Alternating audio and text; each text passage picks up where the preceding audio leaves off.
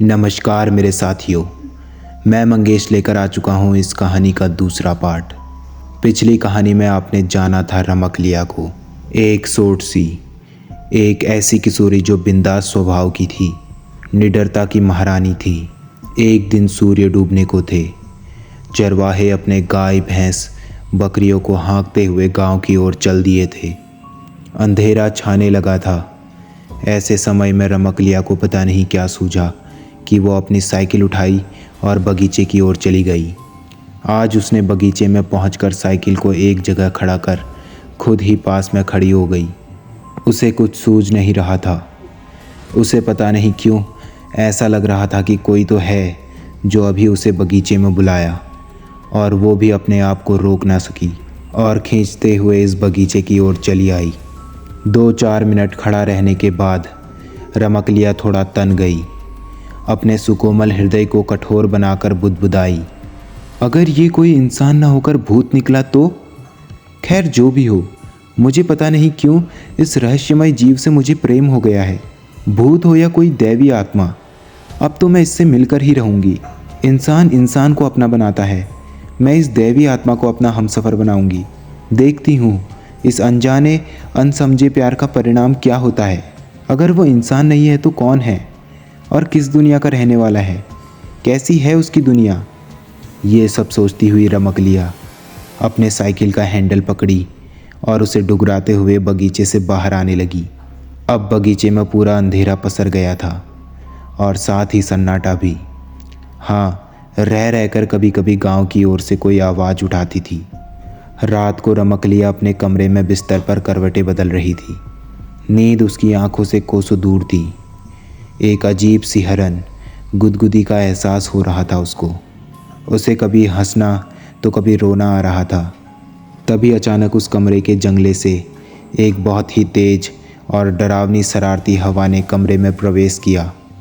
बिना बहती हवा के अचानक कमरे में बैठी इस डरावनी हवा से रमकलिया थोड़ी सहम गई और फटाक से उठकर बैठ गई। उसकी सांसें काफ़ी तेज हो गई थी।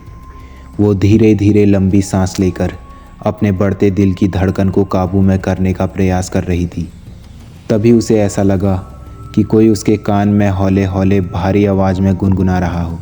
बढ़ती दिल की धड़कन कुछ तो कह रही है, मैं तेरा दीवाना जलता परवाना हूँ, तू क्यों नहीं समझ रही है। इसी के साथ उसे लगा कि वो शरारती हवा उसके बिस्तर के बगल में हल्के से मूरत के रूप में स्थिर हो गई है, पर कुछ भी स्पष्ट नहीं है। अचानक उसे लगा कि वही बगीचे में वाले सुकोमल हाथ फिर से उसके बालों के साथ खेलने लगे हैं। उसे एक चरम आनंद की अनुभूति करा रहे हैं। वो चाहकर भी कुछ ना कह सकी और धीरे धीरे फिर से लेट गई। अरे ये क्या! उसके लेटते ही ऐसा लगा कि उसके कमरे में रखी एक काठ कुर्सी सरकते हुए उसके सिरहाने की ओर आ रही है। वो करवट बदली और उस काठ कुर्सी की ओर नज़र घुमाई। तब तक वो काठ कुर्सी उसके सिरहाने आकर लग गई।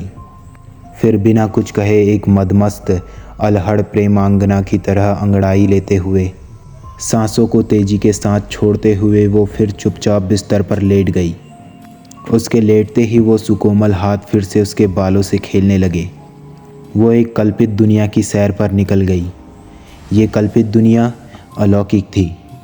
इस दुनिया की इकलौती राजकुमारी रमकलिया ही थी, जिसे एक अपने सेवक से प्रेम हो गया था। वो इस कल्पित दुनिया में आनंदित होकर विचरण कर रही थी। अचानक रमकलिया को एक कल्पित दुनिया से बाहर आना पड़ा, क्योंकि उसे लगा कि कोई उसका सिर पकड़कर ज़ोर ज़ोर से हिला रहा है, यानी जगाने की कोशिश कर रहा हो। रमकलिया को लगा कि कहीं ये भी स्वप्न तो नहीं है, लेकिन वो तो जगी हुई ही थी। वो उठकर बैठ गई। फिर उस कमरे में शुरू हुई एक ऐसी कहानी जो रमकलिया को उसके पिछले जन्म में लेकर चली गई। रमकलिया बिस्तरे पर सावधान की मुद्रा में बैठी हुई थी। काठ कुर्सी पर मूरत रूप में पूरी तरह से अस्पष्ट हवा का रूप विराजमान था, और वहाँ से एक मर्दानी भारी आवाज़ सुनाई दे रही थी। वो आवाज़ कह रही थी, रमकलिया तू मेरी है, सिर्फ मेरी। मैं पिछले 2-3 जन्मों से तुझे प्रेम करता आ रहा हूँ।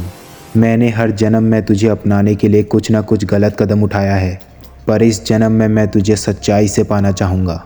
वो आवाज़ आगे बोली, याद है पिछले जन्म में मैं तुझे अथाह प्रेम करता था, पर तू मेरे प्रेम को समझ नहीं सकी और मैं भी बावला पागल तुझे पेड़ से धक्का दे दिया था। यहाँ मैं आप लोगों को रमेशरा की कहानी की याद दिलाना चाहूँगा, जो गांव की गोरी थी और उसे एक भेड़िहार का लड़का अपना बनाना चाहता था, पर रमेशरा के पिता द्वारा मना करने पर उस भेड़िहार पुत्र ने आत्महत्या कर ली थी और प्रेत हो गया था। बाद में वही प्रेत रमेशरा को ओल्हा पाती खेलते समय धक्का दे दिया था और वही रमेशरा अब रमकलिया के रूप में फिर से पैदा हुई थी। मैं वही हूँ, पर अब मैं बदल गया हूँ। भले ही मैं आत्मा हूँ, एक प्रेत हूँ, पर अब मैं अपनी प्रियतमा को कोई अहित नहीं करूँगा और अब उसे नफ़रत से नहीं प्रेम से जीतूँगा। उस हवा रूपी आवाज़ की बातें सुनकर रमकलिया एक पागल प्रेमी की तरह उठकर उस कुर्सी पर विराजमान मूरत पर अस्पष्ट हवा से लिपट गई। वो सिसक सिसक कर कहने लगी, तू जो भी है पर है मेरा प्रियतम, मैं अब तेरे बिना नहीं जी सकती। तू अब देर ना कर, अभी मेरी मांग में सिंदूर भर और मुझे अपना बना, मुझे सदा सदा के लिए अपने साथ ले चल।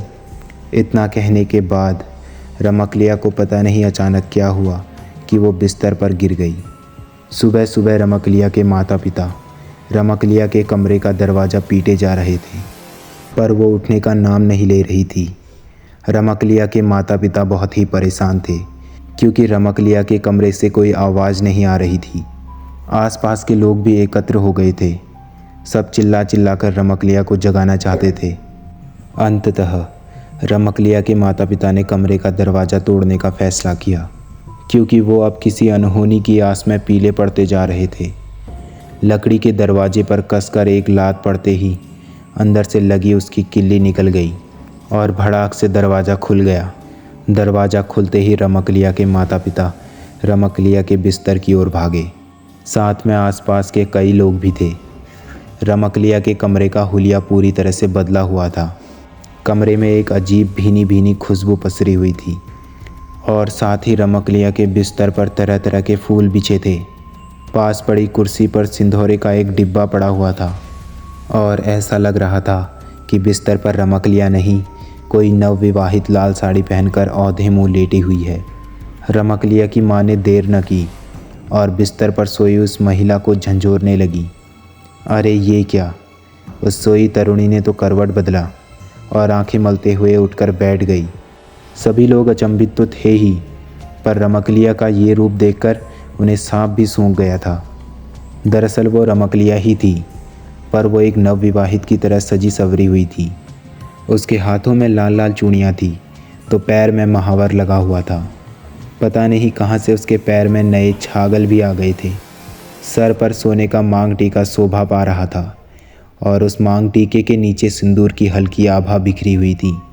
सभी लोग हैरान परेशान। अरे रात को ही तो रमकलिया अपने कमरे में आई थी। रात को उसके कमरे में कोई सुदबुदाहट भी नहीं हुई, दरवाज़ा भी नहीं खुला, तो इतना सारा सामान आया कहाँ से? उसे एक नवदुल्हन की तरह कौन सजा गया था? क्योंकि उसको जिस तरह से सजाया गया था, उससे ऐसा लग रहा था कि कोई 8-10 महिलाओं ने 2-4 घंटे मेहनत करके उसे सजाया है। रमकलिया के माता पिता परेशान थे कि उनके घर में इतना कुछ हो गया और उनके कान पर जूं तक नहीं। रमकलिया बिस्तर से उठी, उसके चेहरे पर हल्की सी मुस्कान थी। वो अपने कमरे में स्तब्ध खड़े लोगों, विशेषकर अपने माता और पिता की ओर देखने लगी। वो धीरे धीरे चलकर अपने माता के पास गई और उनके गले लग गई। उसने कहा कि माँ, मैं अब विवाहित हूँ। इसके बाद भी उसकी माँ कुछ बोल ना सकी। सभी लोग आश्चर्य में डूबे थे। धीरे धीरे ये बात गांव क्या, पूरे जवार और ज़िले में फैल गई। लोग रमकलिया के गांव की तरफ आते और सच्चाई जानने की कोशिश करते, पर गांव के लोगों की सुनी बातों पर विश्वास से सिर हिलाते चले जाते। जी हाँ, उस रात उस प्रेत ने रमकलिया से विवाह करके उसे सदा के लिए अपना बना लिया था। तो दोस्तों, ये थी रमकलिया की प्रेम की कहानी। आशा करता हूँ कि आपको ये कहानी बेहद पसंद आई होगी। कहानी पसंद आई हो तो इस वीडियो को लाइक कर देना और ऐसे ही कुछ डरावनी और अनसुनी कहानियों को सुनने के लिए इस चैनल को सब्सक्राइब कर देना। मिलते हैं फिर किसी नई कहानी के साथ।